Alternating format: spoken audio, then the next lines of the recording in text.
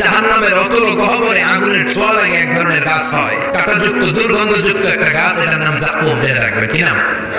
জাক্কুম। বিষ্ণু বললেন তিরমিজির বর্ণনায়, জাক্কুমের একটা টুকরো যদি আল্লাহ দুনিয়াতে ফেলে, পুরো দুনিয়াটা দুর্গন্ধে সয়লাব হয়ে যায়। পুরো দুনিয়ার মানুষগুলো জাক্কুমের গন্ধে ওই জায়গায় শেষ, পুরো দুনিয়াটা নষ্ট হয়ে যাবে। ওই কাঁটাযুক্ত জাক্কুম তাদেরকে দেয়া হবে, ক্ষুধার চোটে জাক্কুমই খাইতে শুরু করবে। আহা, খেতেও পারবে না, গিলতেও পারবে না, এবার কয় পানি দাও। জাহান্নামীদের জন্য 4 ধরনের ঝর্ণা আছে। একটার নাম হলো হামিম, মানে ফুটন্ত গরম পানির ঝর্ণা। 2 নম্বরে হলো গাসাক, মানে বমি। 3 নম্বরে হলো গিসলিন, দুর্গন্ধযুক্ত রক্ত আর পুষ। 4 নম্বরে হচ্ছে মুহল, পোড়া তেল। দাও দাও করে এগুলো থেকে আগুন জ্বলবে, তৃষ্ণার চোটে এগুলোই খেতে চাইবে। এগুলোর পেয়ালা যখন মুখের সামনে আসবে, এগুলোর উত্তাপে গালের গোশত, চোখের গোশত, কপালের গোশত গুলো ঝলসে ঝলসে পানির মধ্যে পড়ে যাবে। তৃষ্ণার চোটে না পেরে ওইটাই গিলবে, যেখান দিয়ে বেরোবে কেটে ছিঁড়ে শেষ হয়ে যাবে। দিস ইজ জাহান্নাম। আমরা জাহান্নাম থেকে পানাহ চাই।